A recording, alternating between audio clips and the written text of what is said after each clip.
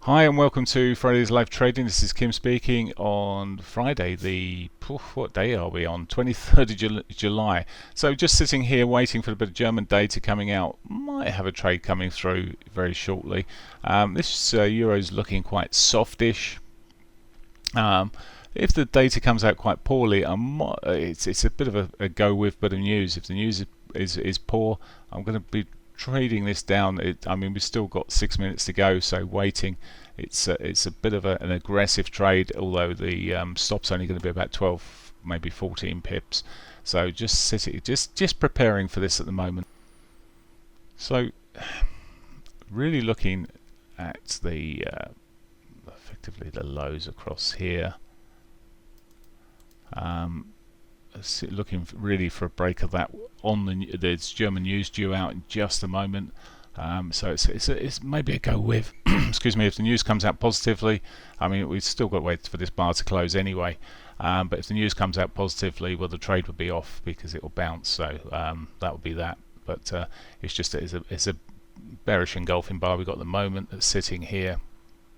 Really looking to go with targeting the S1. Really, I'm being quite modest on this, so it's probably about a 1.25, 1.5 ratio, not massive ratio. So I've got a ticket ready to go. I'm going to got fingers poised, just waiting. Yeah, just see what it gives us. So what time is it? Still 40 seconds left, so we'll wait those 40 seconds. Okay, might appear that the news is positive here. It gapped up fractionally, but I'm still looking to see if it drops down.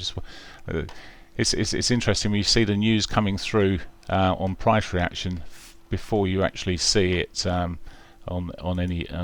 many a service. So it came in at 65.6. So it came above. Okay, it beat the expectations. Trade off, because that's not going to see a continuation down to the. So I'll pause and wait my turn for the next opportunity. So trade off on that one for me. Okay, so I've just literally got back from dropping my daughter off to summer school, and I literally just bought the euro, just a break of the 50 here, just looking for a move to the upside, a further move to the upside. It's called a bounce. It's put a higher low in on its way here. It's triggered a couple of other things that we like to see, and I'm currently pushing up. I'm just going to pop the targets in. It's literally, but the stop will just be below this bar here at 1766. I just checked that I've got that on there right. It's all a bit of a quick get back to my desk and do it. 1767. What did I say? That needs to be at 1766. So just adjust that slightly. So 15 pips stop on there. Okay, so I'll do that in front of you here. There we go. So just adjusted that stop to 1677. Right, okay, 66 even. And I'll just give you the target in just a sec. Okay, so I'm only looking for a 1.2 return on this. It's for a specific reason, because it's a statistical trade I'm taking here. So I'm looking at a 1.2. So it's only like 17 pips. It's going to give me a bit more earnings if I get it right. So just confirm that. And that's it. Now I could run this trade a bit further, potentially, but as I say, it's a bit of a statistical trade that's set up that I like to trade, and we'll see what happens from there. So that's running now, quite quick. We haven't seen the S1 hit the bottom here. I might manually override it a little bit, but as I say, it's a bit of a statistical trade, and you start doing that, and you get these great expectations of these of a much bigger move. But I am following a method that is tried and tested over a long period, and I will just leave it as it is. So that's the plan. So I'll carry on, see how that develops. Okay, what time is it? It's 10:45. I just come back to my office. I've just taken a break, but just come back into the office, and well, my stop got triggered this morning on this euro dollar. It was a setup. I'm not going to go through the details of specific setup. There was reasoning behind what I did, which is a standard setup they use. That it's a statistical one. I don't leave any of them, so I trade them all. So I took the setup anyway. However, on this occasion, it's fouled. I mean, with the daily pivot in front of it, it didn't look great, but we've already got, as I mentioned, high lows coming through on this market, and it could have easily just popped through. But the daily pivot stalled it for now, so that's that over. It's stopped it out. Looks like it could even run the other way at some stage, but it's just found support for my trend line that I just drew there. Very badly drawn trend line, I may add, but it's found a bit of support off there. I'm not rushing into anything. It's 10:46. It's not a case of let's go and get a revenge trade on this to win the money back. I've lost 1% on that trade. I'll leave it. Because that trade set up, I take it. If it doesn't set up, I don't take them. And in fact, the irony of this, it may bounce off these lows here and go all the way back up there, but it doesn't really matter. I was just trading my strategy, using the method I'm used. It's got an edge. That's all that matters. It's not worked on this occasion. Doesn't matter. It's only got 58% win rate, so I'm not expecting the great things all the time. You just trade, as I say, trade every single one of them. So for now, I'm going to put you back on pause. There's nothing I don't generally take trades at this time of the day, or look for trades at this time of the day, unless it's an automated trade. So I'll leave things alone for now.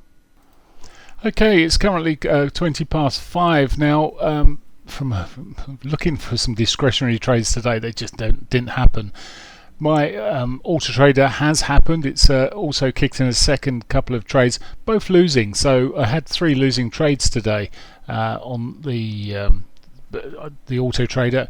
I do leave it running. It's the rules of trading with it. If you don't let it run, you don't know when the next one comes, which is it's a good learning lesson. Admittedly, today you look at it and you think, horrible day in the markets. However, we often see horrible days in the markets, and all of a sudden you'll get on the right side automatically of a trade that goes and kicks in like here.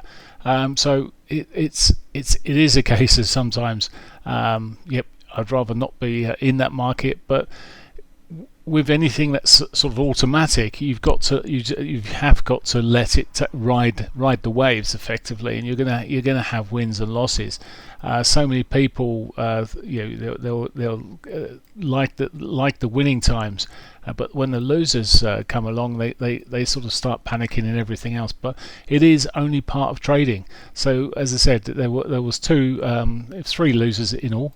So not a great day for me in terms of the auto trader. It's down 3% today, so it's not really what you want to be seeing. However, these situations happen. We've had a good run lately, so it's just taken some back, and that's the process of trading. You saw the first trade this morning, which I took, which was on there.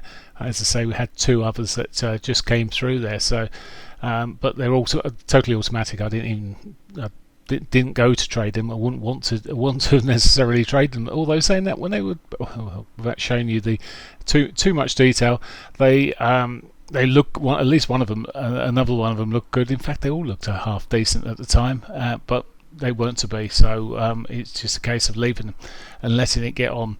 But as I say, that is auto trading for you. It's auto trading.